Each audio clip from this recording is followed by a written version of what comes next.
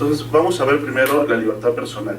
Y respecto a la libertad personal, conviene hacer una primera diferencia con otro derecho que está vinculado, que es la libertad individual. Se suelen utilizar en términos sinónimos o como equivalentes, y la Constitución no tiene, digamos, un uso técnico o riguroso del concepto. Como sabemos, la Constitución tiene como destinatarios a la ciudadanía en general, al pueblo, ¿no? Y por eso no utiliza necesariamente un lenguaje técnico. El lenguaje técnico viene para los especialistas y para podernos confundir como siempre, ¿no? La libertad, en la Constitución, por un lado utiliza el término libertad individual y por el otro libertad personal.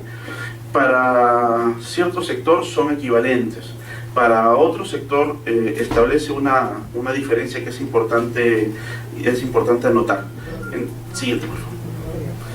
Esa diferencia tiene que ver con entender que la libertad personal es una especie de la libertad individual, como se puede apreciar allí en la figura, ¿no?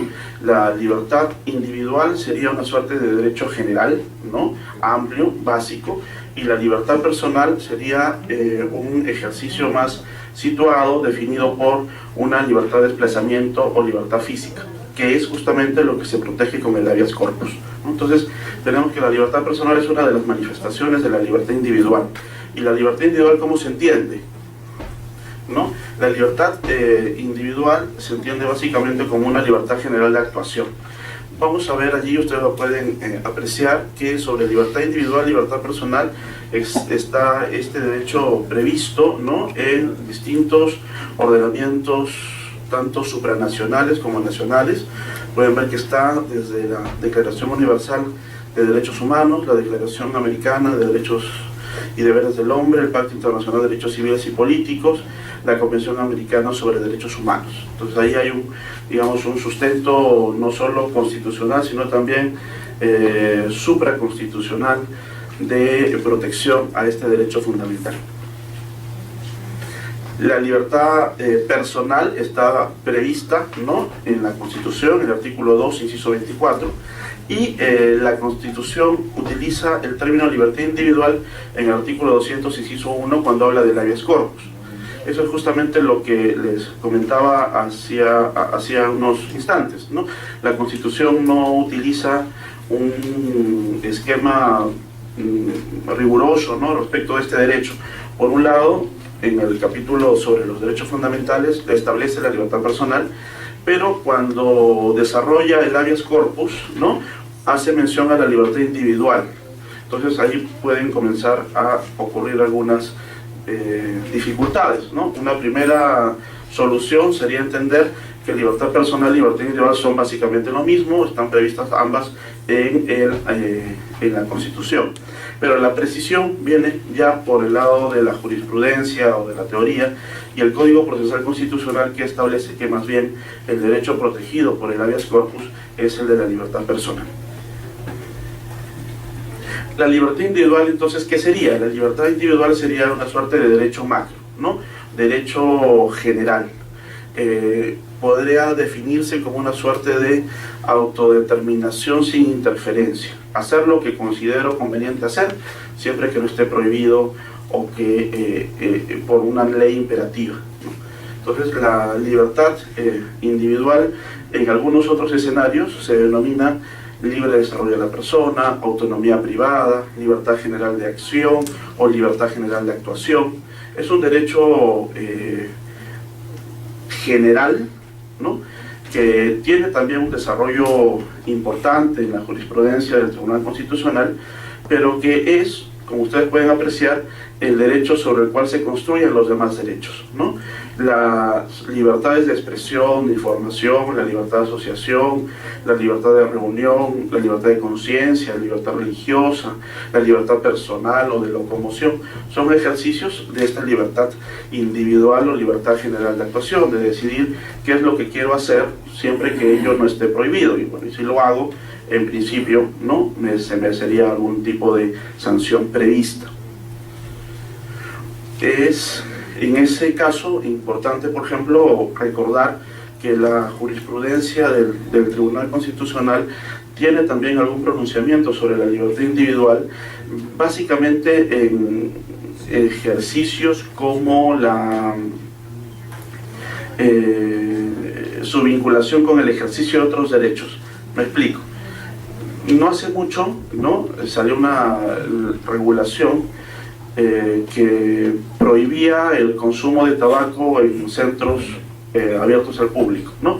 Ustedes recordarán, y bueno, es una norma, ¿no?, entonces ustedes lo recuerdan muy bien, se estableció una suerte de diferencia entre zonas de fumadores y zonas de no fumadores dentro de establecimientos abiertos al público, básicamente restaurantes, ¿no?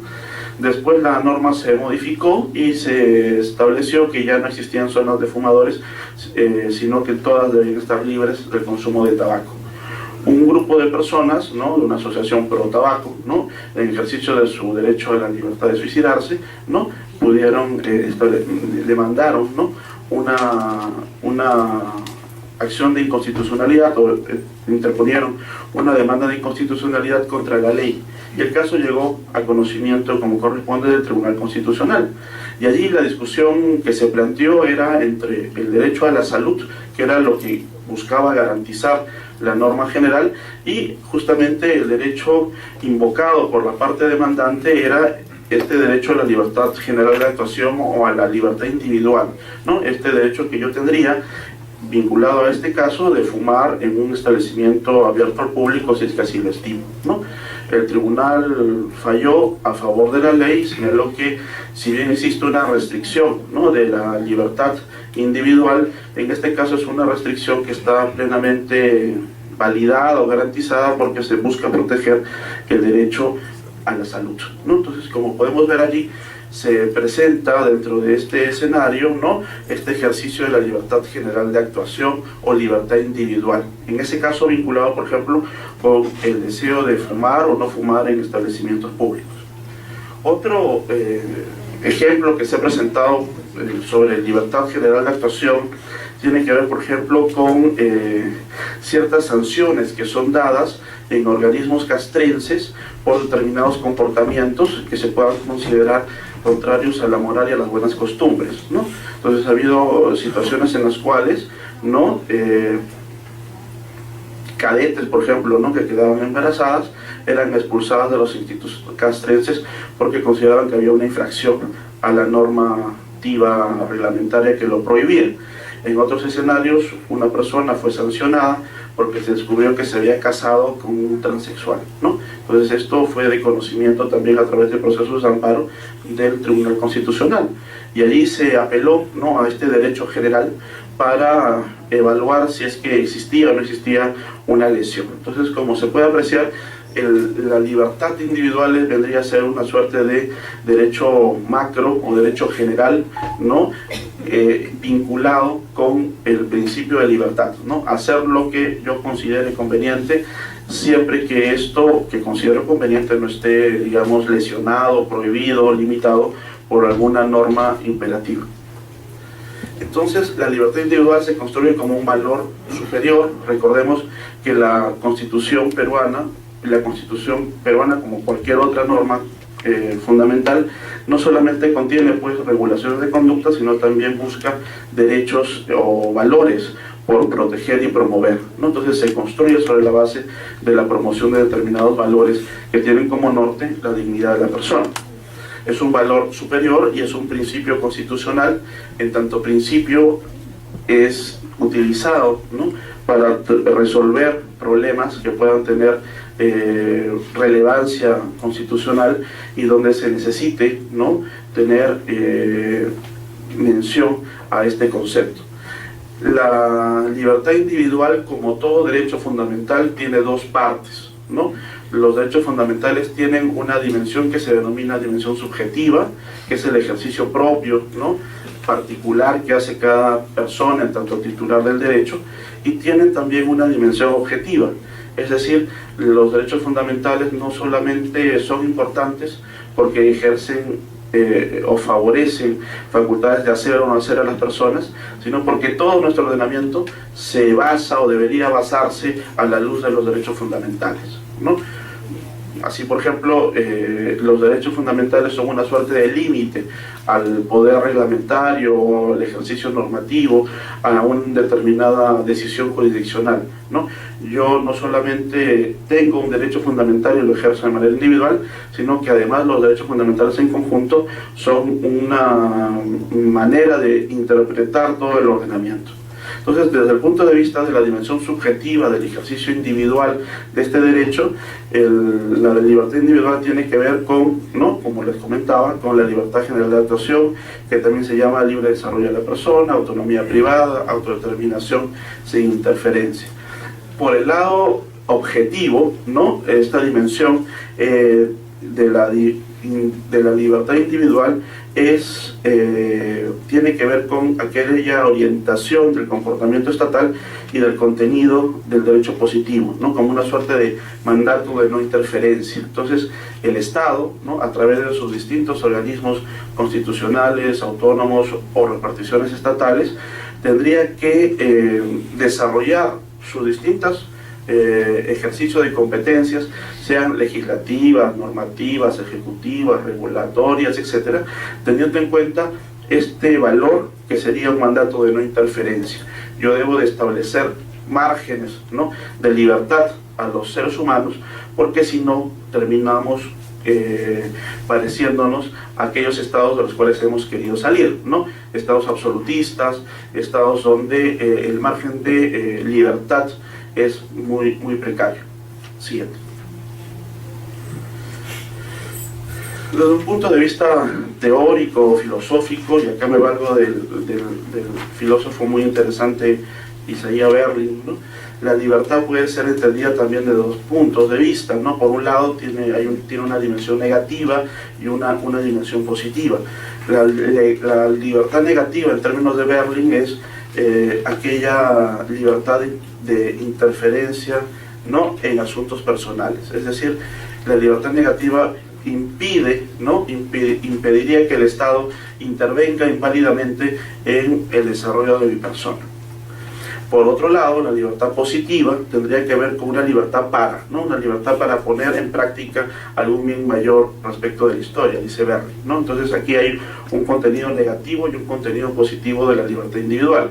Por un lado, una garantía de que el Estado no intervenga de manera excesiva o desproporcionada dentro de los márgenes de mi libertad, y por otro lado, una exigencia para mí, usar la libertad para algo, ¿no?, para algo que se estima debe ser positivo, y en términos ya digamos constitucionales, en actividades compatibles con una sociedad democrática y constitucional. Siguiente. En términos lógicos, también la libertad individual puede entenderse, ¿no?, a través de ese presupuesto. X es libre con respecto a Y para hacer Z o no hacer Z, ¿no? Entonces es una autodeterminación sin interferencia. Yo soy libre, ¿no?, de optar y decidir por algo o por hacer algo o por no hacerlo, siempre que esto, como se señalaba, no esté prohibido por una norma imperativa o no lesione de manera arbitraria algún derecho fundamental.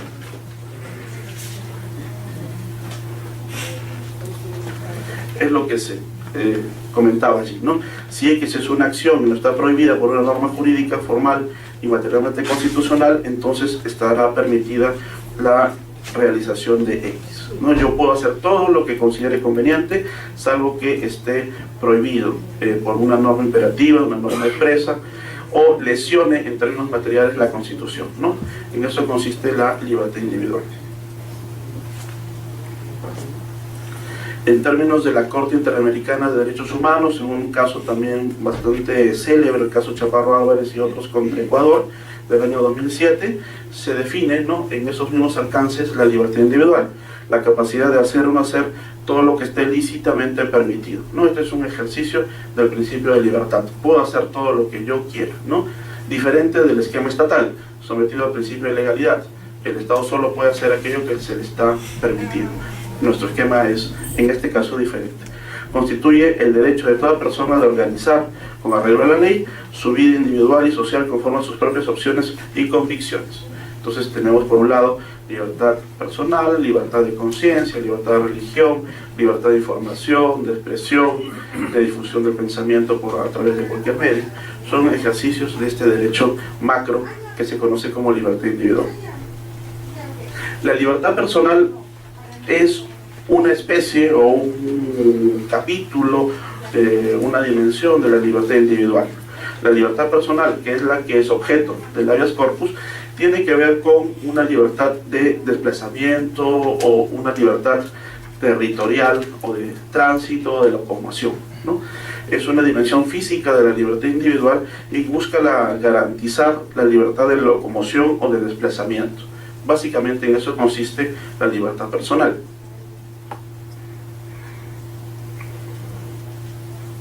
Desde el punto de vista de la jurisprudencia del Tribunal Constitucional, la libertad personal se entiende desde un lado, ¿no?, desde su dimensión subjetiva, como la garantía de la prohibición de injerencias arbitrarias en un ámbito de libertad corporal, locomotora o ambulatoria, y desde una dimensión negativa, diversos deberes a cargo del Estado, entre los que se encuentra el de proveer un orden normativo dirigido a hacer posible que la dimensión subjetiva de la libertad no sea perturbada en su disfrute y ejercicio. Vemos ambas dimensiones o funciones de todo derecho fundamental.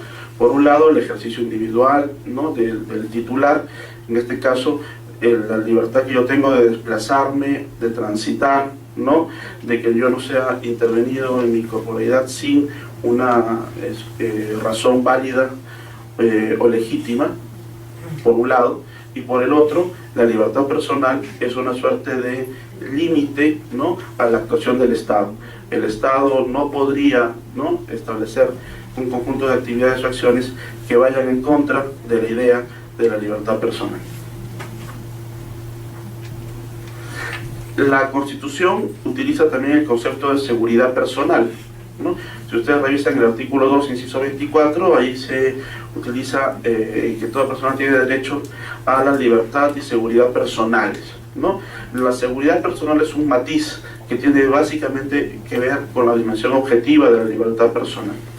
En términos de la Corte Interamericana, del ya citado caso Chaparro Álvarez contra Ecuador, ¿no?, la seguridad personal es la ausencia de perturbaciones que restrinjan o limitan la libertad más allá de lo razonable, ¿no? Entonces, la seguridad personal sería una suerte de garantías que uno tiene, ¿no?, garantía respecto de que la actuación estatal no va a restringir de modo arbitrario mi libertad personal. Entonces no van a establecerse un conjunto de regulaciones o actuaciones, ¿no?, que puedan poner en peligro el ejercicio o el ámbito de mi libertad de desplazamiento, mi libertad física.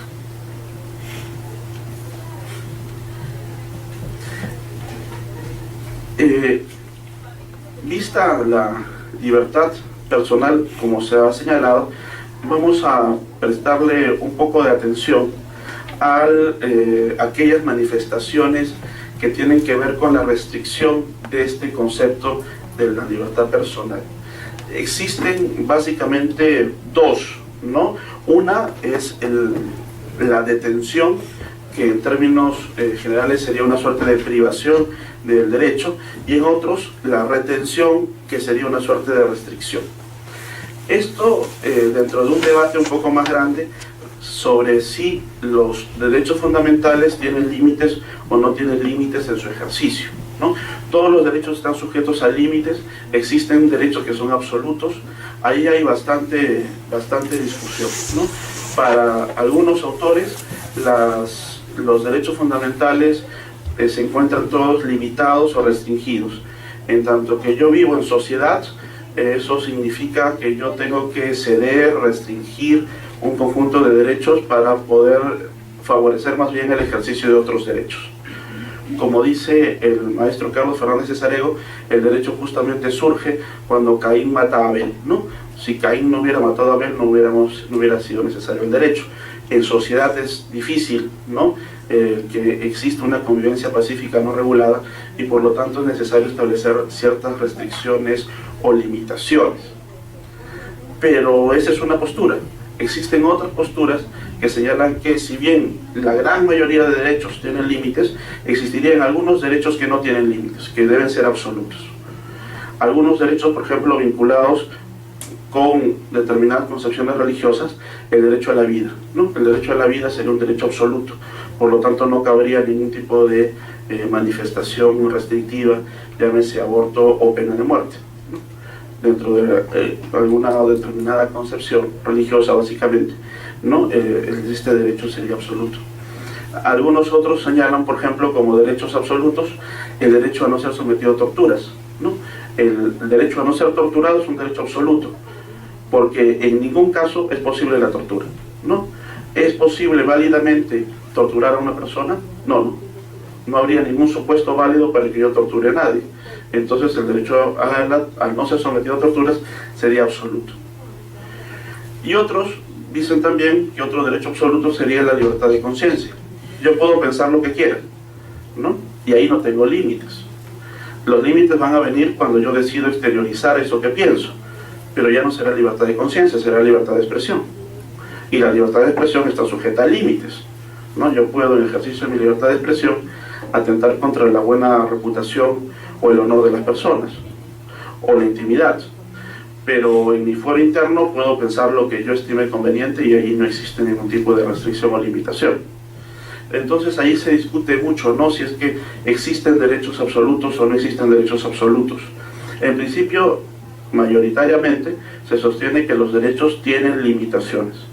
Entonces ahora lo que se busca es que esas limitaciones se encuentren razonablemente establecidas, sean constitucionales, ¿no? Y si no, tenemos por los mecanismos procesales para poder recuperar esos derechos. En el caso de la libertad personal, el proceso de habeas corpus. Existe una diferencia dentro de esa versión de derechos limitados que tiene que ver con el grado de afectación a la libertad personal. La libertad personal puede ser afectada gradualmente, ¿no? En dos tramos: una afectación severa, que sería una suerte de privación, que se denominaría detención, y una afectación no tan severa, que sería una suerte de restricción o perturbación. En nuestro esquema, ¿no?, constitucional y legal se permiten ambas figuras. La primera, que es la figura más fuerte, es la de la detención, ¿no?, que es la privación de libertad llevada a cabo por una autoridad competente, y la única persona o la única autoridad competente para detener a una persona es la Policía Nacional del Perú. Solamente a esa figura se denomina detención. Si un particular detiene a otro, eso no es detención, ¿no? Eso se llama aprehensión y eso sigue a continuación. Si un funcionario público detiene a otro, por ejemplo en un control migratorio de un aeropuerto, eso tampoco es detención. Eso se llama, en términos técnicos, retención. Detención en sentido estricto solamente se da a través de la autoridad competente, y de acuerdo a nuestra Constitución, la autoridad competente es la policía, ¿no? La retención es, ¿no?, más bien una restricción a la libertad personal momentánea, ¿no?, que se da por autoridades o funcionarios estatales no policiales. Como decía, por ejemplo, el caso de un control de migraciones, un control en un aeropuerto o en un terrapuerto, ¿no?, donde el funcionario puede tomar retenida a una persona, restringir su libertad personal, pero se estima por breve momento. Y la aprehensión, nuestro Código Procesal Penal, si bien no vigente todavía en Lima, ¿no?, solamente para delitos contra funcionarios públicos, también permite el que un particular pueda restringir la libertad de otra persona, pero dentro de determinadas condiciones de seguridad, ¿no? Esto no significa, como a veces se suele entender, como una suerte de favorecimiento a los linchamientos y las agresiones físicas de las personas que vienen a ser aprehendidas, ¿no? El código establece una regulación que la veremos también más adelante, pero la aprehensión es aquella privación de libertad o restricción de libertad, se entiende, temporal, ¿no?, llevada a cabo por un particular. Entonces, respecto de las limitaciones a la libertad personal, hay tres tipos. La primera, la regular, que es la detención llevada a cabo por un policía. Si es un funcionario, y esto se entiende también de manera temporal, se denominará retención. Y si es un particular que busca ayudar, ¿no?, o favorecer la lucha contra la delincuencia o la comisión de algunos delitos, se denominará aprehensión.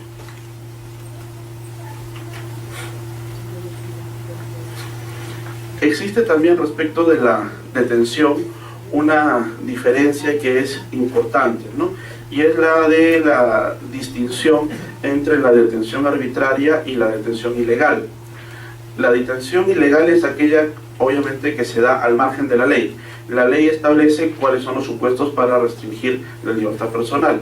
En este caso, de acuerdo con nuestra Constitución, como sabemos, solamente es posible detener a una persona si ocurre una de dos cosas, ¿no? O existe una situación de flagrancia, o existe una orden de un mandato motivado y escrito por parte del juez. Solamente en esos dos casos.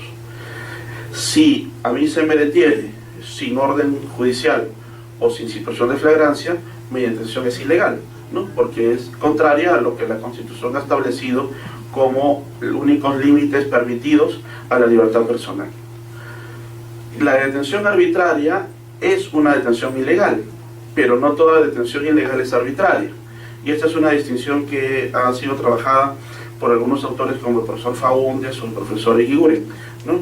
La detención arbitraria es aquella detención que significa una restricción, una limitación desproporcionada de la libertad personal. Si a mí se me detiene sin mandato judicial o sin situación de flagrancia, mi detención es ilegal y desde luego es arbitraria. Pero si yo ya pagué, por ejemplo, estoy condenado, ¿no?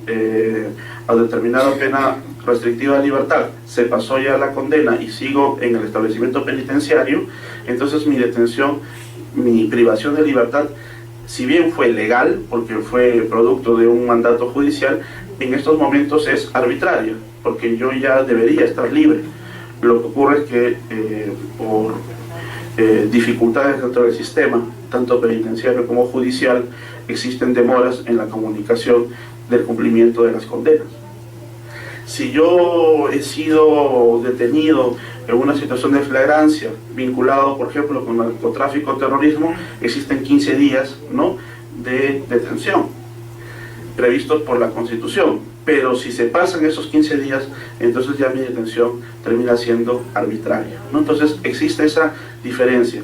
No toda detención arbitraria es ilegal, ¿no?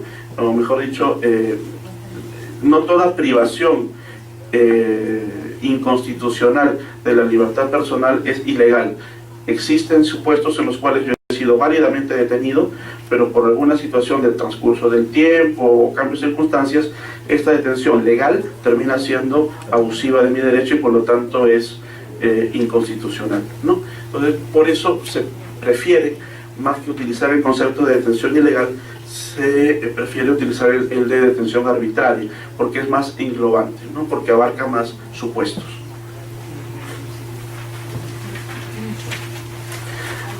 Vamos a ver ahora algunas medidas cautelares personales que tienen que ver con la restricción de esta libertad física o desplazamiento. La primera, la detención, ¿no? La detención, que puede ser una detención judicial, aquella establecida por un mandato judicial escrito y motivado, y una detención preliminar o preventiva que se denomina flagrancia, ¿no? Para esta parte estoy utilizando, digamos, las diferencias teóricas desarrolladas por el profesor y juez César San Martín, ¿no?, en su libro Derecho Procesal Penal. La detención prevista por nuestra Constitución es o una detención judicial o una detención policial. Y si es policial, solamente si estamos en una situación de flagrancia. En términos de la Constitución, la detención preliminar es aquella privación de libertad realizada por la policía de duración determinada por la ley, es 24 horas o término de la distancia para delitos comunes y 15 días naturales para delitos exceptuados. Esos 15 días naturales, terrorismo y narcotráfico, ¿no?, con la finalidad de poner a una persona a disposición del juez para que pueda ser ejecutada la detención judicial si es que el juez así lo estima, ¿no? En algunos momentos o en algunos escenarios la detención es 24 horas.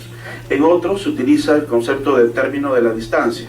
Pensemos no en casos como Lima o capitales importantes de regiones, sino en escenarios bastante más alejados, ¿no? Donde el traslado de un detenido de la policía a la fiscalía o al juzgado puede demorar varios días por las condiciones del transporte, ¿no? En algunos casos el transporte que no solamente es vehicular, sino que también es transporte en trocha, transporte en vehículo lacustre o fluvial, ¿no? Entonces, puede demorar bastante más, ¿no? Entonces, por eso se utiliza el concepto del término de la distancia. Y ahí, como dice Iguren, se aplica o se debería aplicar un concepto de razonabilidad, ¿no? Otra idea que plantea también este autor es que no debe entenderse la Constitución como que la flagrancia permitiría que la policía pueda tener detenida a una persona 24 horas o 15 días si es narcotráfico o terrorismo, sino que yo inclusive puedo plantear un habeas corpus dentro de las 24 horas o dentro de los 15 días si es que ya las investigaciones fueron realizadas. Es decir, no debe entenderse como plazos fijos, sino como plazos máximos, ¿no? Si, por ejemplo, yo estoy detenido 15 días porque soy un presunto terrorista, ¿no? Entonces, no es que la policía tenga 15 días para investigar, sino que debe de investigar en el menor tiempo posible. Es lo que se estima porque hay una agresión a mi libertad personal. Y si ya se investigó y ya se tienen las condiciones para formular acusación en el día 5, entonces debería yo ya estar a disposición del juez en ese día. Si no, entonces yo puedo plantear un habeas corpus inclusive, a pesar de que la Constitución establece 15 días, ¿no? Porque no deben entenderse como plazos máximos, ¿no? Sino como, no deben entenderse como plazos fijos, sino como máximos plazos que deben tener, ¿no? Que deben interpretarse. Esto está sujeto sin duda también a cierto debate, ¿no? La Corte Interamericana de Derechos Humanos plantea también esa posibilidad, ¿no? O la necesidad de que las restricciones a la libertad personal sean vistas de la manera menos amplia posible, ¿no?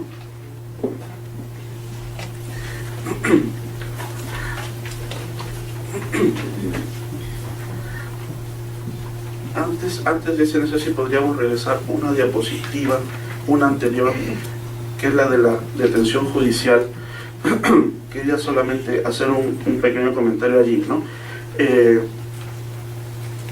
El otro escenario de la detención constitucionalmente establecido es el de la detención judicial.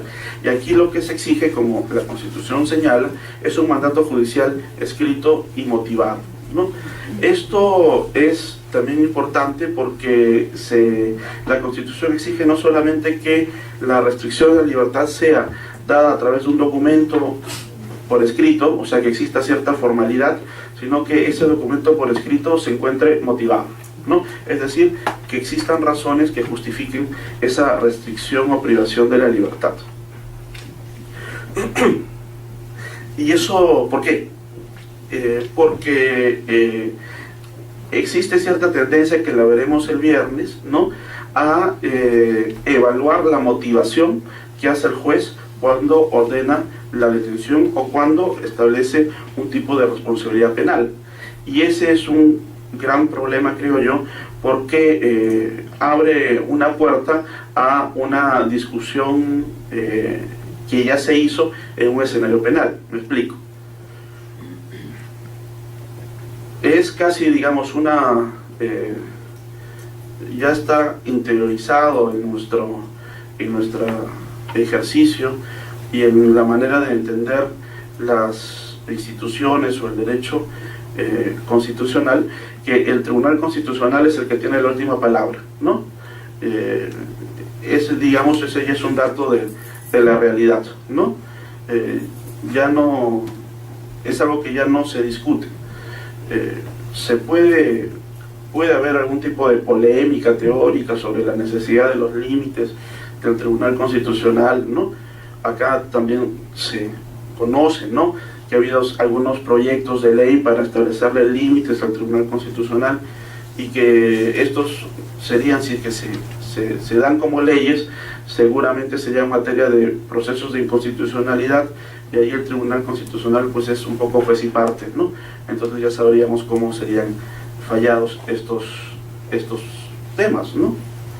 Recordemos solamente un caso, ¿no? El proceso de cumplimiento. ¿Cuál es la sede oficial del Tribunal Constitucional? Arequipa, ¿no? ¿Dónde debería sesionar? En Arequipa, ¿no? Entonces, un ciudadano de esos antipáticos que existen siempre plantea un proceso de cumplimiento, ¿no? Para que se cumpla la ley orgánica del Tribunal Constitucional que señala que su sede es Arequipa. Y su sede es Arequipa, debería sesionar en Arequipa, ¿no? Si la Constitución dice que el proceso de cumplimiento está para que, valga la redundancia, se cumplan las leyes, entonces el ciudadano plantea un proceso de cumplimiento para que el tribunal cumpla la ley. ¿Y cómo se dio el caso? ¿O cuál fue el resultado? El ciudadano perdió, ¿no? Porque el caso lo vio finalmente el Tribunal Constitucional, ¿no? ¿Qué dijo el tribunal? El tribunal señaló allí algo que es sumamente gracioso, ¿no? Que el tribunal sesiona ordinariamente en Arequipa y extraordinariamente en Lima, ¿no? Pero extraordinariamente las más de las veces, ¿no? Y ordinariamente 2 o 3 veces al año, ¿no?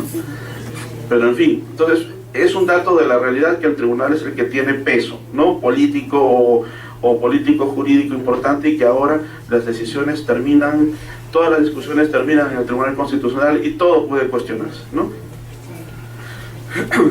Así lo hemos, digamos, asumido. No es casi una tendencia, ¿no? Que nos viene de Europa. La Corte Constitucional colombiana está en igual término, ¿no? Hay otros tribunales un poco más conservadores. El tribunal chileno, por ejemplo, es un tribunal bastante conservador y no tiene, digamos, esas dificultades de activismo. Entonces, dentro de ese escenario donde el tribunal siempre tiene la última palabra, existe cierta tendencia a cuestionarlo todo, ¿no? Y a que el tribunal siempre se pronuncie por todo.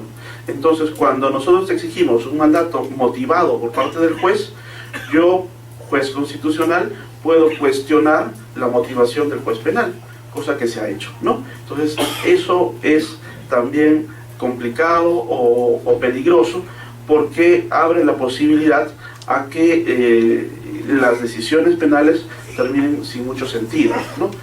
Vamos a ver en la siguiente sesión del viernes, ¿no? Casos complejos, ¿no? O discutibles, como el caso Yamoja. Recordarán ustedes de esta chica, ¿no? Que tiene un altercado, por decirlo así, con su mamá, y la mamá termina muerta, ¿no? La Corte Suprema le da la condena y le da 25 o 30 años, no recuerdo exactamente. Ella plantea un habeas corpus porque señala que no hay motivación y ya se encuentra libre, ¿no? Y se baja la condena. Entonces existe ahí también esa pequeña dificultad, ¿no? La tentación o la tendencia del Tribunal Constitucional de evaluar cuando algo es motivado y cuando algo no es motivado. Queda claro cuando se plantea la Carta del 93, que tiene como antecedente, como sabemos, la Carta 79, que había un conjunto de abusos, ¿no? Por parte de la policía o del Poder Judicial respecto de la libertad de las personas. Las personas eran detenidas y no sabían por qué eran detenidas. Entonces, por eso la Constitución exige que exista una motivación, es decir, que exista una razón. Pero ahora ya no estamos en ese esquema, ahora siempre se establece por lo menos algún tipo de considerando o razón. El problema viene después, cuando yo puedo constitucionalmente evaluar esa razón, ¿no? Entonces ya no estamos frente a la exigencia de que haya una razón, sino a la exigencia de que la razón dada se parezca a la idea que yo tengo de lo razonable, ¿no? Por lo cual hay bastante margen de subjetividad o de discrecionalidad, y por lo tanto el que tiene la última palabra va a ser el juez que va a resolver un habeas corpus por la invocación a la indebida motivación o una motivación suficiente, ¿no? ¿Qué cosa es algo que esté debidamente motivado o algo indebidamente motivado? Ahí hay bastante margen de acción, ¿no? Siguiente. Para la detención preliminar, ¿no? Señala San Martín, deben de establecerse dos presupuestos. El primero, la imputación, es decir, el establecimiento más o menos cierto de que aquella persona tiene algún tipo de responsabilidad penal, y la segunda, el peligro de fuga, es decir, que exista algún riesgo, ¿no?, de que la persona pueda sustraerse, como se dice, del proceso, o pueda obstaculizar el desarrollo normal del proceso y no llegue a un resultado. Siguiente. La imputación, ¿no?, es la procedencia de la detención queda legalmente condicionada a aquel imputado que se encuentra en una situación de flagrancia, ¿no? Sin flagrancia no hay detención preliminar legal, ¿no? La exigencia es a que exista una situación de flagrancia. La imputación tiene que ver con que se configure o no se configure una situación de flagrancia. Siguiente. Más bien, el peligro de fuga tiene que ver con aquellas condiciones que podrían hacer peligrar la investigación, el desarrollo del proceso, y por lo tanto se establece la necesidad de que se configure esta detención. La policía debe presumir, por las circunstancias del hecho, por la personalidad del imputado o sus características o prontuario, ¿no?, que puede sustraerse de la justicia, como ha ocurrido por ejemplo en Tumbes, ¿no? En aplicación del principio de proporcionalidad no habrá peligro de fuga en casos de faltas y delitos leves, ¿no? Entonces, la exigencia del peligro de fuga como mandato de restricción de la libertad personal solamente está pensada para delitos graves, ¿no? Si son delitos leves o faltas, entonces ahí no habría una necesidad de restringir la libertad en ese grado. ¿Y esto por qué? En aplicación del principio constitucional de proporcionalidad de las penas, ¿no? Sería desproporcionado por la pena que posiblemente vaya a recibir el que se encuentre detenido o privado de su libertad, sobre todo si es que estamos frente a faltas, ¿no? Como sabemos, para las faltas no existe una detención o un mandato de restricción de la libertad, solamente el mandato del cumplimiento de jornadas comunitarias.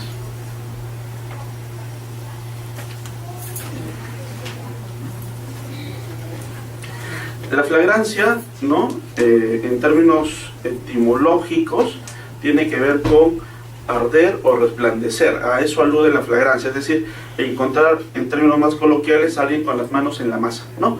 Es decir, que está cometiendo allí el delito, que ha sido casi inmediato cometerlo, ¿no? Entonces, el delito flagrante es aquel cuyo autor es sorprendido en el momento mismo de cometerlo, ¿no? Como se dice en latín, infraganti, ¿no?, que en realidad es incorrecto, ¿no?, porque infraganti es en fragancia, ¿no? No es flagrancia, sino fragancia, que es olor, ¿no? Pero bueno, ya se ha pasado así, debería ser inflagranti, ¿no? Pero se dice infraganti con más facilidad. La flagrancia, señala el doctor César San Martín, tiene tres presupuestos, ¿no? Inmediatez temporal, inmediatez personal y necesidad urgente. La policía, que es la que va a intervenir y establecer la detención de la persona, debe de tener en conocimiento o debe de respetar y observar estos tres requisitos que deben darse copulativamente, conjuntamente, para restringir la libertad. Una inmediatez de tiempo, de persona y una necesidad de la captura. Siguiente. La inmediatez temporal tiene que ver con que se esté cometiendo un delito o se haya cometido instantes antes, ¿no? La idea es que yo capture a quien ha cometido el delito, ¿no? A eso presume la flagrancia, es decir, que no exista un nexo de tiempo que se haya cortado, desde que se cometió el delito hasta el momento en que ocurrió la captura. El nexo de tiempo o la línea de tiempo no debe haberse cortado. Si a mí me roban un celular y yo logro perseguir, en ese supuesto bastante hipotético en mi caso, ¿no?, que yo corra tras el delincuente y lo persiga y lo capture, ¿no?, entonces ahí sí habrá una detención, una inmediatez temporal. No ocurrirá o no habría una detención, una inmediatez temporal, si es que me roban el reloj y yo un día o 2 días después veo al autor y lo persigo, ¿no? Obviamente ahí no hay una línea de tiempo. Eso es importante recalcarlo, resulta obvio, pero ha habido bastante jurisprudencia de habeas corpus por abuso de esta inmediatez temporal, ¿no?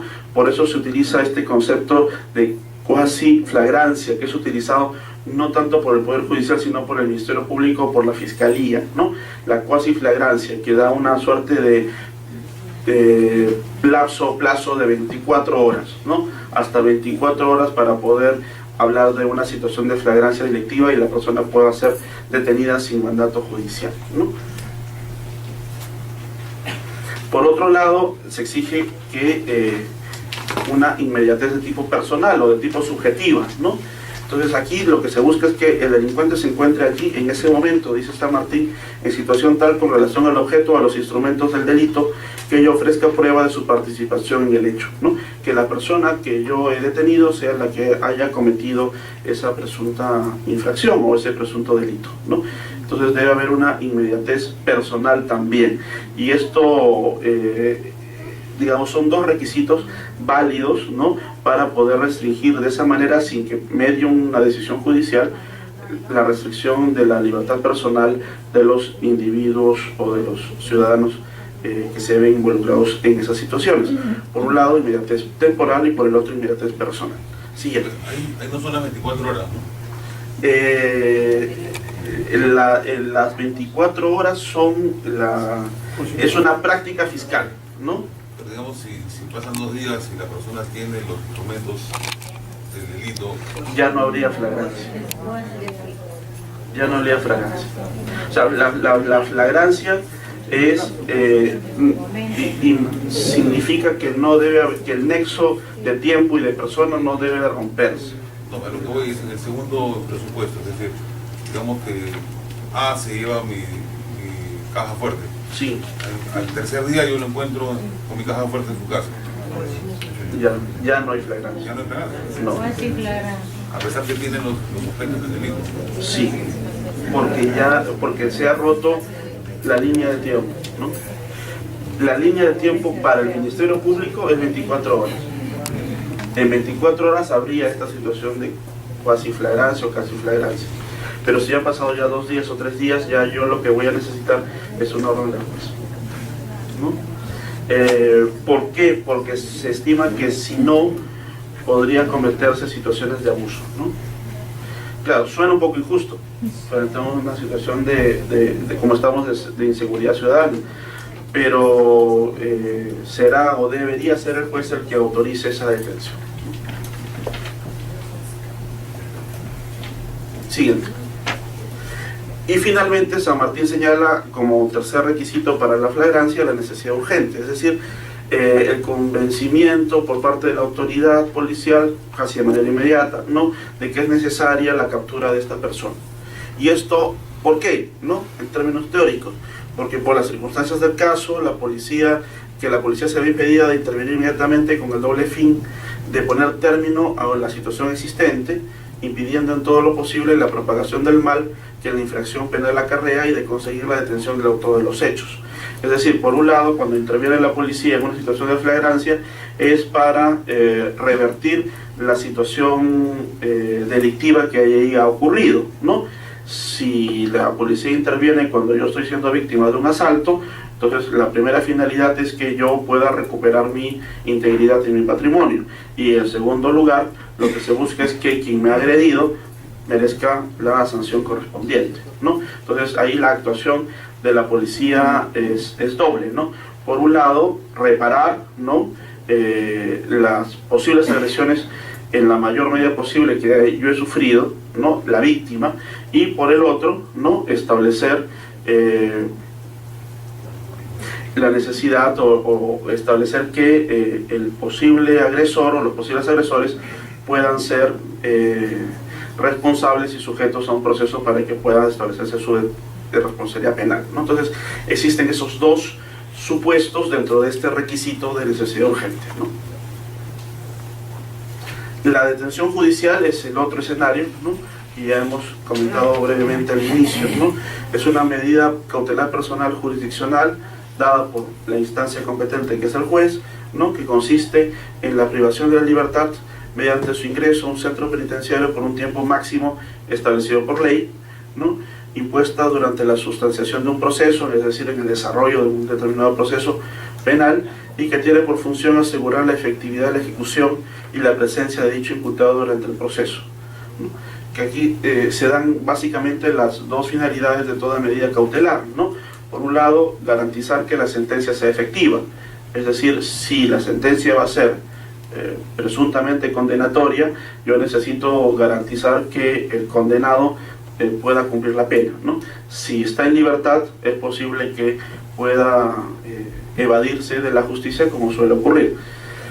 Y que es importante o fundamental la presencia del imputado dentro del proceso, porque el que esté en libertad podría obstaculizar el proceso o frustrar diligencias, quebrantamiento de juicios y lograr, por un lado, que la justicia demore, y por el otro, quizá, frente a delitos menos graves, que los delitos prescriban, ¿no? Que es otro escenario, ¿no? Donde yo no solamente, donde ya se vuelve imposible por el transcurso del tiempo el que yo pueda perseguir, ¿no?, válidamente a una persona. Entonces, esta detención, si bien se encuentra motivada, tiene por finalidad asegurar la efectividad de la ejecución de la pena.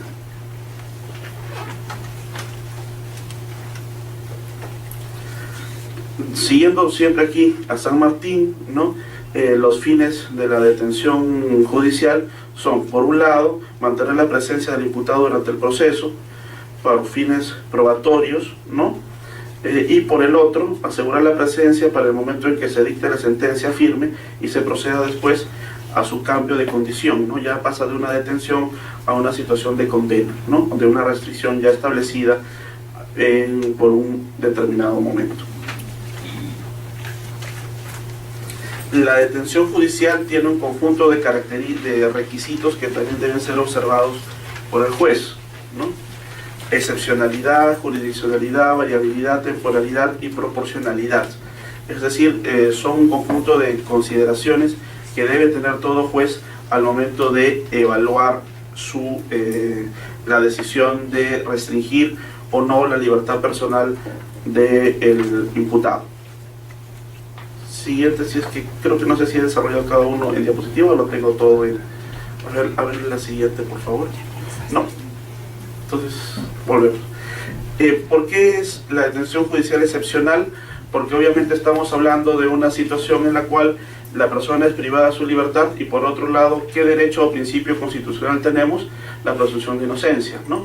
Entonces estamos frente a una situación en la cual la persona está todavía sujeta a un proceso, todavía no ha sido condenada, todavía no se ha establecido si es responsable o no, si es culpable o no, pero existe pues algún tipo de indicios suficientes, razonables, que más o menos harían presumir al juez que esa persona es o va a ser condenada, ¿no? Pero es excepcional en el sentido de que lo regular es que exista o que permanezca el principio constitucional de la presunción de inocencia, ¿no? Lo regular es que la persona siga el proceso en libertad.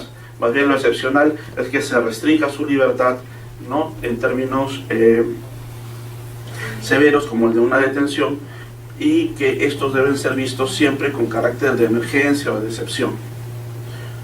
Justamente sobre la excepcionalidad, ¿no?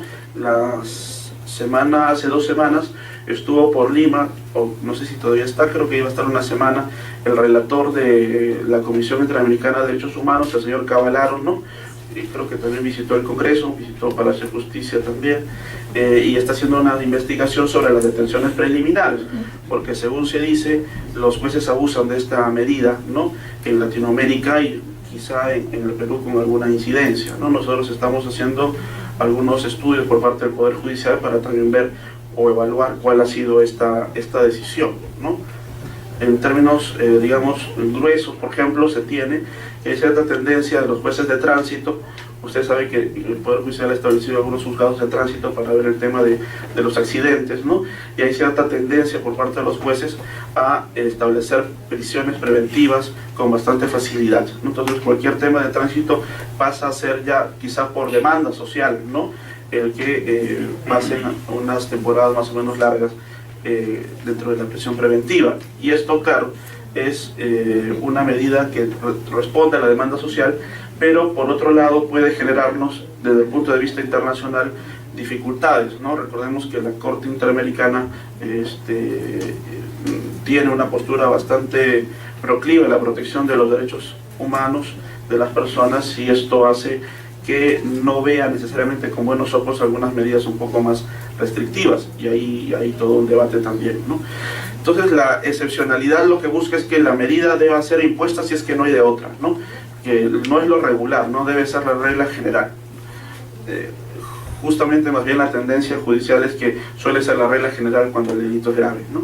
La jurisdiccionalidad significa que quien impone la medida tiene que ser el juez, eso resulta obvio, ¿no?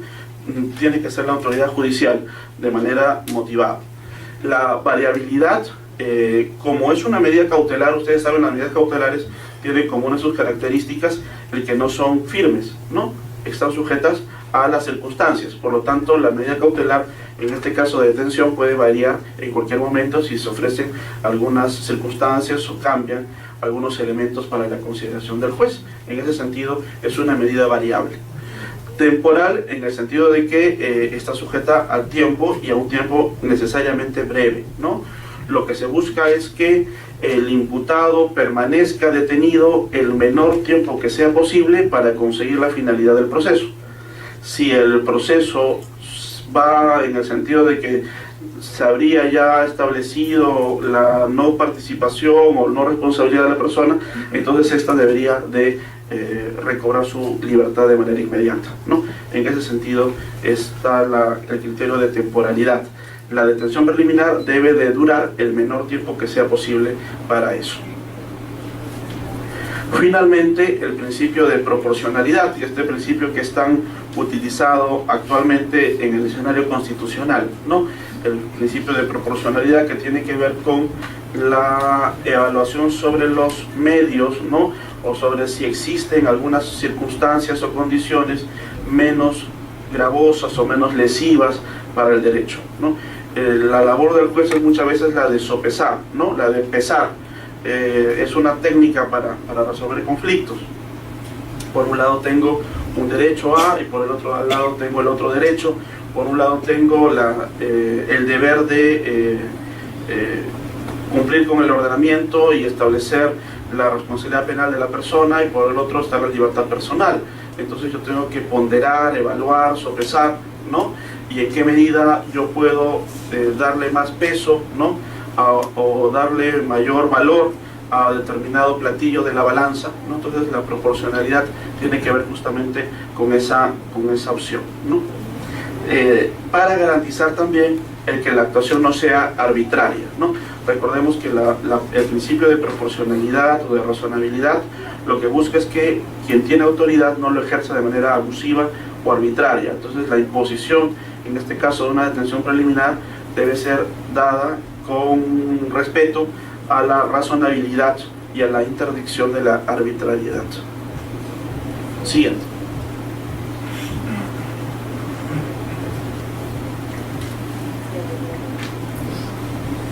En términos de presupuestos materiales, para la concesión de toda medida cautelar, como ustedes saben, se requieren estos dos presupuestos: la apariencia del derecho, o fumus bonis juris, como se dice en latín, ¿no?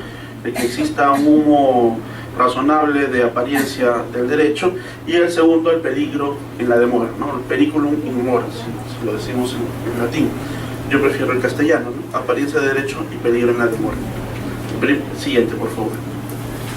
La apariencia del derecho, que tiene que ver con una atribución razonable del hecho punible al imputado.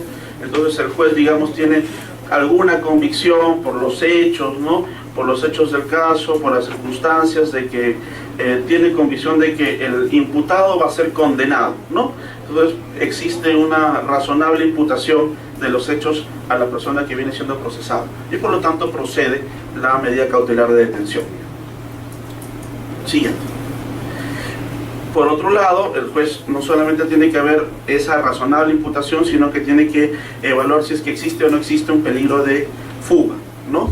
El peligro de fuga, que tiene que ver con el peligro de, por un lado, de la ausencia de la persona dentro del proceso, ¿no?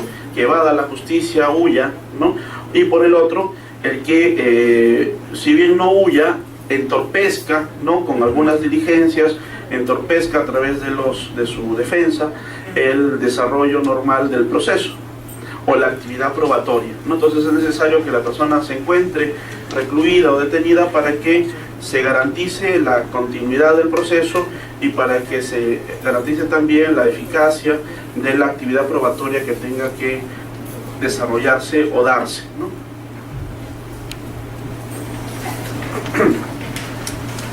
En términos formales, la detención judicial, de acuerdo a lo que señala la Constitución, en primer lugar, tiene como exigencia el que la orden sea escrita, ¿no? El juez establece una orden escrita. Si bien, como sabemos y veremos el viernes, para el habeas corpus no existe ningún tipo de formalidad y yo puedo plantear un habeas corpus por teléfono, de manera oral, cualquier persona, cualquier menor de edad, etcétera, ¿no? Para el caso de la detención preliminar, la detención judicial establecida tiene que estar contenida en un documento escrito. Y además, ese documento escrito tiene que encontrarse motivado, ¿no? Es decir, el juez mínimamente tendría que establecer las consideraciones o los supuestos que acrediten, ¿no?, su convicción de que determinada persona tiene que restringirse en su libertad para garantizar la eficacia o eficiencia del proceso, ¿no? Entonces, que en este mandato escrito yo puedo apreciar, o cualquiera podría apreciar, ¿no?, que yo pueda conocer allí que existen fundamentos para la detención del imputado, y con esto que se garantiza una suerte de control de la actividad jurisdiccional, el convencimiento ciudadano de su corrección y justicia. Es decir, no solamente por un lado se exige que en previsión de la persona o del ciudadano exista una protección de su libertad personal, sino también existe también la necesidad de que esta actividad judicial redunde, ¿no?, en una situación de convicción positiva por parte de la ciudadanía, ¿no? Y es fundamental para nuestras instituciones, no tanto para el Congreso como para el Poder Judicial, que es en mi caso, que la ciudadanía pueda tener confianza, ¿no?, en sus instituciones y en quienes, como en el caso del Poder Judicial, ejercen o imparten justicia, ¿no? Entonces, el que el mandato se encuentre motivado es una garantía, ¿no?, para la sociedad, y por otro lado es una exigencia de un posible control, viéndolo desde el punto de vista del habeas corpus, como veremos, ¿no?, en el viernes. Yo puedo controlar las razones por las cuales se establecen esas motivaciones, y eso sin duda después va a ser motivo de alguna exageración por parte del Tribunal Constitucional, como hemos comentado, ¿no? Pero es importante que exista una suerte de control respecto de estas decisiones. Siguiente.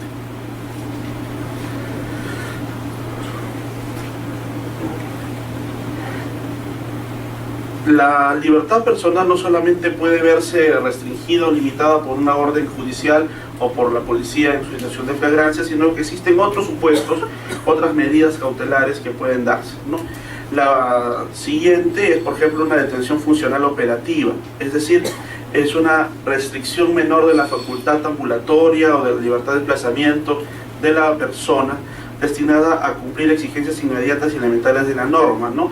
Por ejemplo, de acuerdo al Código Procesal Penal o al Código de Procedimientos Penales, ¿no?, estas posibilidades de que la autoridad, en este caso policial, pida nuestros documentos, ¿no? Entonces, existe obviamente una restricción de la libertad personal, pero es una restricción de la libertad personal operativa o bastante temporal, en el sentido de que nuestra restricción es mínima, ¿no? Pero sin duda, como es una autoridad, nosotros estamos obligados a favorecer, ¿no?, el cumplimiento de la norma, y si nos piden documentos, pues tenemos obviamente que ofrecerlos, ¿no? Ahí hay después toda una discusión de si yo no tengo documentos, entonces voy detenido o no voy detenido, ¿no?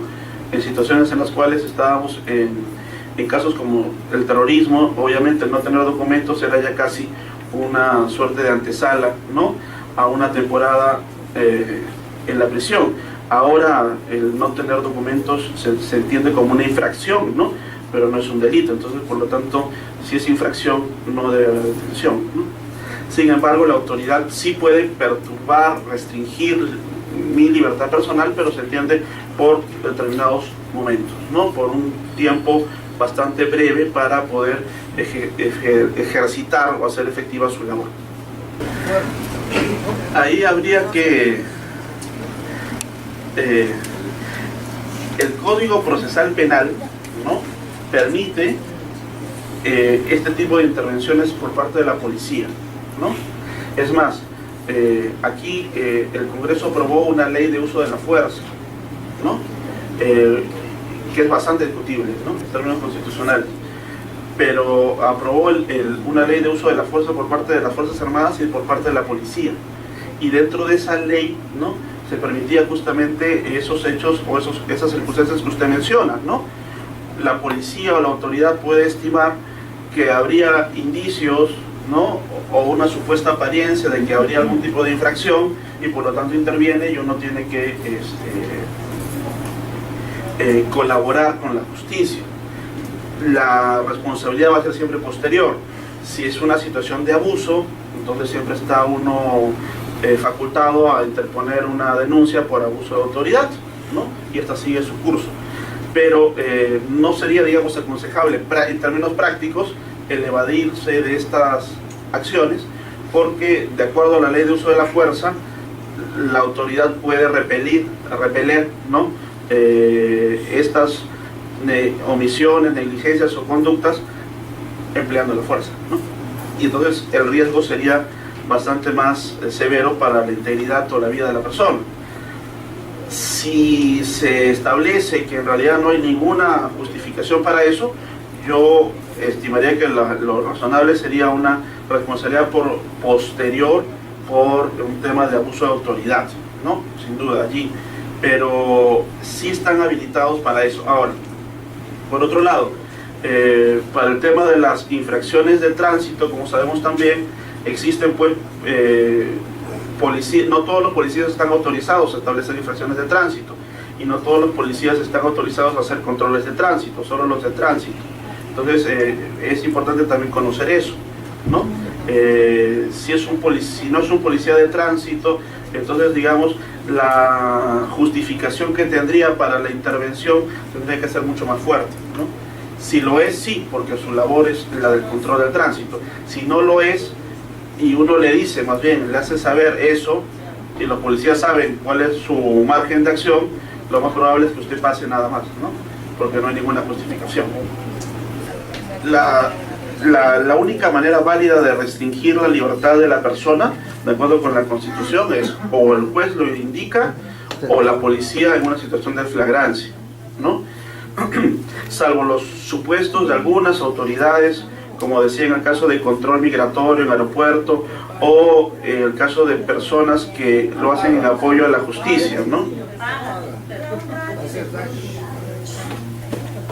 Pero si es una situación de acoso político, yo creo que eso obviamente es una restricción absolutamente inválida, ¿no? Claro, tendría que justificarse o presentarse mejor la situación, pero estimo que esa circunstancia es absolutamente inválida para la restricción de la libertad, ¿no?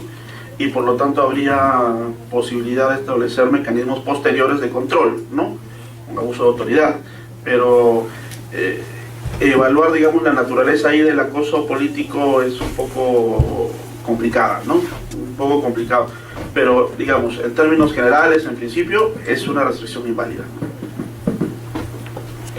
¿Alguna otra pregunta?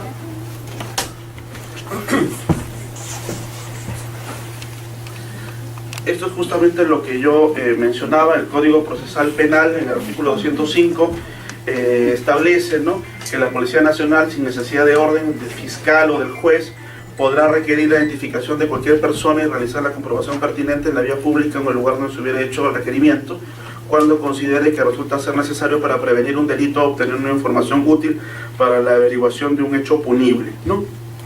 Ustedes pueden ver allí que el margen de acción que tiene la policía es amplio, pero que está justificado, supuestamente, porque o habría una suerte de prevención de un delito o porque están haciendo una investigación. Digamos, porque se les ocurre, eso no estaría prohibido, eso está de todas maneras vedado, y eso después podría ser pasible de algún tipo de control, ¿no? Pero en principio, el que una persona pueda requerir la identificación de una persona, ¿no?, un policía requerir la identificación de una persona, está pues legitimado en esos dos supuestos, ¿no? o necesario en lógica de una prevención delictiva o necesario para la investigación policial que se viene realizando. Serían los dos supuestos.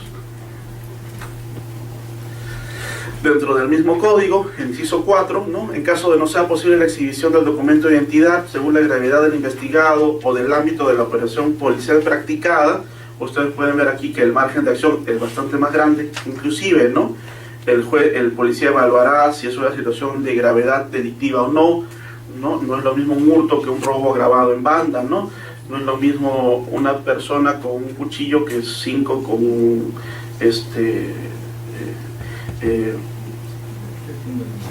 armas de fuego, ¿no? Entonces, según esa situación, conducirá al intervenido a la dependencia policial más cercana para exclusivos fines de identificación. Podrá tomar huellas del intervenido y constatar si registra alguna requisitoria. Si registra requisitoria, ahí sí va a pasar una temporada, ¿no? Recordemos que ahora las comisarías tienen todas, ¿no?, el sistema de las requisitorias bastante efectivas. Es más, en este caso de las requisitorias, y no solo con ellas, existe el registro de deudores alimentarios morosos, ¿no?, que también fue aprobado por el Congreso, ¿no? Y cuando uno acude a la institución, a una comisaría o institución policial, una de las pautas es justamente también el ver si uno está o no en ese registro, y eso ha ocasionado después también algunas sorpresas por parte de personas que van allí y después ya no salen, ¿no? Este procedimiento, ¿no?, contado desde el momento de la intervención policial, no puede exceder de 4 horas, luego de las cuales se le permitirá a la persona retirarse, ¿no? Salvo que exista pues convicción de que en realidad es una persona que merece o que tiene responsabilidad penal posible, y por lo tanto se dé parte de la Fiscalía para su denuncia o al Poder Judicial para su detención, ¿no? Entonces, el Código Procesal Penal permite este tipo de actividades por parte de la policía. No estamos en una situación de flagrancia, no hay una flagrancia delictiva, yo tengo solamente una presunción, ¿no? Y la vía para garantizar o confirmar la presunción es el pedir la identificación de la persona, ¿no? Yo puedo estimar como policía de que existen algunas circunstancias agravantes que hacen que yo tenga la necesidad no solamente de pedir la identificación, sino de conducirlo a la comisaría para una toma de huellas digitales, todo lo cual no puede demorar más allá de 4 horas, ¿no? Digamos que acá volvemos a la ponderación o a la proporcionalidad, ¿no? Por eso se exige que las conductas delictivas posibles sean graves. Si estamos frente a una falta o un delito leve, no se legitimaría, digamos, esa determinación. Siguiente.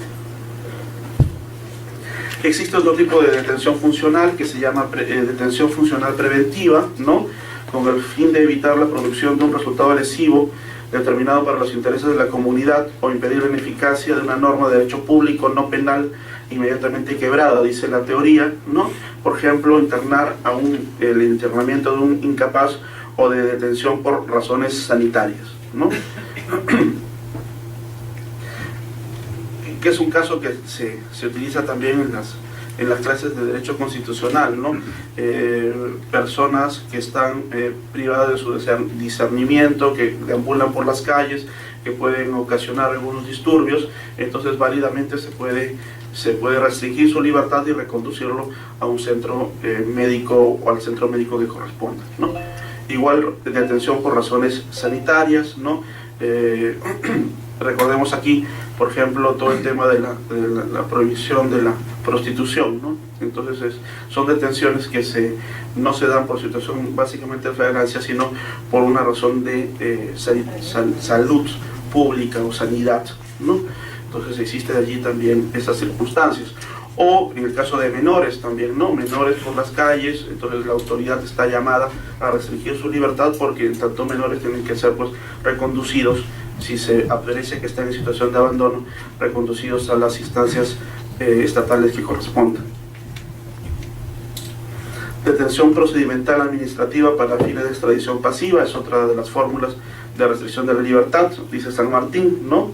La autoridad competente, con el fin de contribuir con el éxito de un procedimiento administrativo sancionador, ¿no? O de contribuir al auxilio de la justicia de otro país, ¿no? En muchos casos hemos visto aquí que por régimen migratorio las personas son expulsadas de nuestro país, de cuando en cuando se da esa circunstancia. Obviamente existe una restricción de la libertad personal porque la persona es compelida, acompañada por la autoridad y después puesta fuera de nuestro territorio, pero esto se da en situaciones básicamente de incumplimiento de disposiciones migratorias, y es la autoridad policial o judicial la que establece esa circunstancia. Y en otros casos, a través de los convenios o tratados que el Perú ha firmado con otros estados, ¿no?, que es lo que se denomina la extradición pasiva. Yo colaboro con la justicia y por lo tanto traslado, ¿no?, a un determinado imputado o condenado a otro país con fines de su enjuiciamiento penal en dicho país. Una medida restrictiva de la libertad personal, pero bastante más breve, ¿no?, pequeña, es la que se denomina comparecencia. Comparecencia o citación. Me citan y yo tengo la obligación de acudir, ¿no? Y puedo decidir no acudir, pero si me vuelven a citar, entonces, y decido no acudir, ya la próxima la policía me va a acompañar para que pueda, digamos, pensarlo mejor, ¿no?, y decida acudir con absoluta libertad. Recordemos aquí, por ejemplo, también que la Constitución establece que las comisiones de investigación parlamentarias tienen, ¿no?, los mismos apremios que tienen los jueces en esta materia, ¿no? Entonces yo puedo recurrir a la fuerza pública para la comparecencia de los citados, ¿no? En este caso hay una similitud, ¿no? Lo hace la justicia y por mandato de la Constitución las comisiones de investigación del Parlamento, del Congreso, también tienen o gozan de esta prerrogativa, ¿no? Es una restricción a la libertad personal mínima porque yo estoy obligado a ir a un sitio que no quiero, pero por orden judicial o de una comisión investigadora tengo que hacerlo, y si decido no hacerlo, la policía se encarga de que cambie de parecer. La comparecencia puede ser simple, ¿no? La comparecencia simple es situaciones, como digo, de delitos menores, faltas, ¿no?, donde no es necesaria la detención o existe, pues, no hay peligro de fuga, es una persona más o menos conocida, aunque eso ya no es garantía de nada, ¿no? Pero, digamos, existe cierta presunción por parte del juez de que la persona no va a eludir la orden judicial o la eficacia final de la decisión. Esto también porque, como sabemos, y es un dato también de la realidad lamentable, nuestras cárceles están más que hacinadas, ¿no? Entonces el que se promueva las detenciones preliminares tampoco es una buena práctica porque el INPE no se da abasto, ¿no? Entonces la comparecencia simple, cuando no procede la restricción. Hay comparecencia restrictiva, es decir, figuras especiales para no establecer detención preliminar en atención a la naturaleza de algunas personas, ¿no?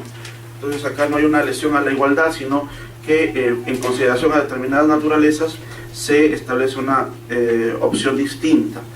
Por ejemplo, para mayores de 65 años, enfermos, incapacitados, se suele dictar la medida de detención domiciliaria, ¿no? Esto en consideración a, en algunos casos, la edad o las circunstancias de salud, ¿no?, o de incapacidad que puedan presentar. Y es facultativa, es decir, no se dan los supuestos anteriores, pero el juez estima que bastaría con una detención domiciliaria para que pueda cubrirse con las expectativas que se busque garantizar la finalidad adecuada del proceso. Esto también, atención, como señalaba, a que las cárceles ya están bastante hacinadas o ahí existe, pues, un número bastante sobrecargado, poblado, ¿no?, de la población penitenciaria. Entonces hace que el juez pueda tomar estas otras medidas, se entiende, para delitos de no mucha envergadura, ¿no? Otra restricción a la libertad personal tiene que ver con el impedimento de salida, ordenado también por el juez, ¿no? No solamente puede extenderse de acuerdo a la regulación penal, no solamente al imputado, sino también al testigo. Es una medida coercitiva para garantizar la indagación de la verdad, dice San Martín, ¿no? Entonces aquí existe una restricción a la libertad personal de desplazamiento, en tanto que yo no permito la salida del país. La prisión es otro escenario de detención, de restricción de la libertad personal, pero la prisión es aquella situación en la que se encuentra una persona, ¿no?, luego de un proceso penal que lo encontró culpable. Entonces, en el primer caso, tenemos que la Constitución habla de la detención solo por flagrancia o orden judicial. En este caso, estamos frente a una privación de libertad o restricción de la libertad, como dicen algunos otros, ¿no?, porque dicen que la libertad no se priva, sino se restringe, ¿no? Entonces es una pena restrictiva de libertad, pero que se da con ocasión de un proceso penal condenatorio. Se le encontró responsable y entonces va a pasar una temporada tras las rejas, ¿no?, que con beneficios penitenciarios van a ser pues 2, 3 veces menos que lo establecido, ¿no? Condenan a 8 años, hace canastas y cestas, dicen, ¿no?, durante 2 y ya está libre, ¿no?, para poder seguir delinquiendo.